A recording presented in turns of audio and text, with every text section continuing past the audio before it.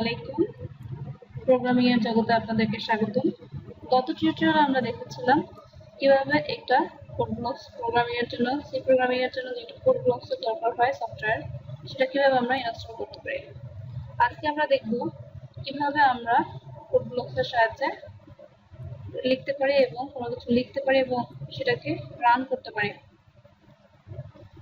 Code blocks এর আরেকটা কাজ দেখবো আমরা যে কোড ব্লকস এ কিভাবে, আজকে আমরা যেটা দেখবো সেটা হচ্ছে কিভাবে আমরা কোড ব্লকস এ একটা হ্যালো ওয়ার্ল্ড নামে কোনো কিছু প্রিন্ট করতে পারি এবং সেটাকে সেভ করতে পারি এবং সেটাকে রান করতে পারি। বেসিক্যালি এই হ্যালো ওয়ার্ল্ড দিয়ে সমস্ত যারা প্রোগ্রাম শুরু করেছে সবাই হ্যালো ওয়ার্ল্ড দিয়েই শুরু করেছে। আমরাও এর বাইরে যাব না, আমরা প্রথমে দেখব কিভাবে এই হ্যালো ওয়ার্ল্ডটা প্রিন্ট করতে হয়। তো চলুন যাই আমরা কোড ব্লকসে, যেখান থেকে আমরা এটা লিখে এবং সেটাকে রান করতে পারবো। প্রথমে ফাইলে যাব, ফাইলে গিয়ে আমি একটা নিউতে ক্লিক করে সেখান থেকে আমি এমটি ফাইল নেব। একটা এমটি ফাইল নিয়ে সেটাকে আমি প্রথমে এটা সেভ করে নেব। সেভ করে নেওয়ার জন্য আমি প্রথমে ফাইল সেভে দিলাম, সেখানে একটা নাম দিলাম।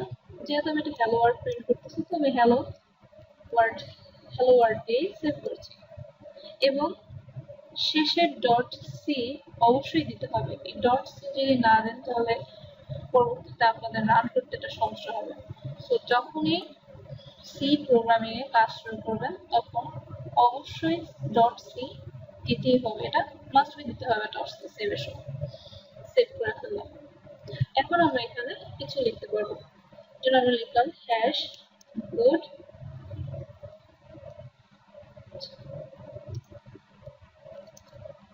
ডট এটা হচ্ছে একটা হেডার ফাইল। যেহেতু আমরা কোড ব্লকে কাজ করতেছি, কোড ব্লকসের কিছু রুলস আছে, যেটা হচ্ছে এখানে যে লেখাটা আমি লিখছি ইনপুট স্টুডিও ডট এইচ, এটা আমাদেরকে হচ্ছে এই সফটওয়্যারের জন্য কাজ করার জন্য আমাদেরকে এই হেডার ফাইলটা মাস্ট বি দিতে হবে। আমি একটু আপনাদের সুবিধার জন্য জুম করে দিচ্ছি যাতে লেখাটা ক্লিয়ার দেখা যাচ্ছে।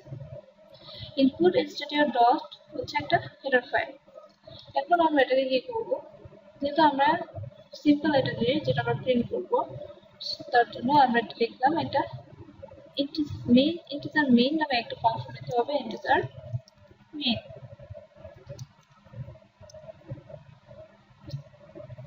এরপরে আমরা একটা সেকেন্ড ব্র্যাকেট দিলাম। এখানে সেকেন্ড ব্র্যাকেটটা অলওয়েজ দিতে হবে।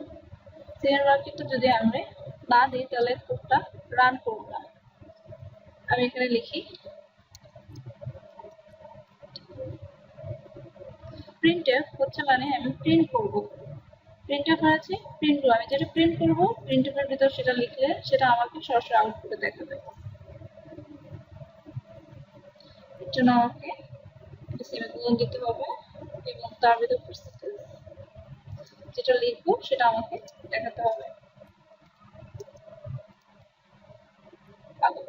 এরপরে আমাদেরকে একটা সেমিকোলন দিতে হবে। এরপরে লিখবো রিটার্ন 0।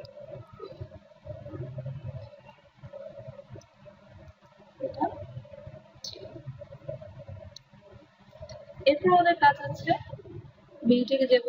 বিল্ডে যে আমরা প্রথমে এটাকে রান করব। বিল্ডে আমি দেখবো যে এখানে আমার কোনো কিছু এরর থাকছে কিনা। দেখা যাচ্ছে এখানে আমার কোনো এরর এবং ওয়ার্নিং কোনো কিছুই নেই, তার মানে আমার এটা কাজটা সাকসেসফুলি হয়েছে। এখন আমি এটাকে রান করলে দেখা যাবে যে এটা আমাদের স্ক্রিনে দেখাচ্ছে হ্যালো ওয়ার্ল্ড।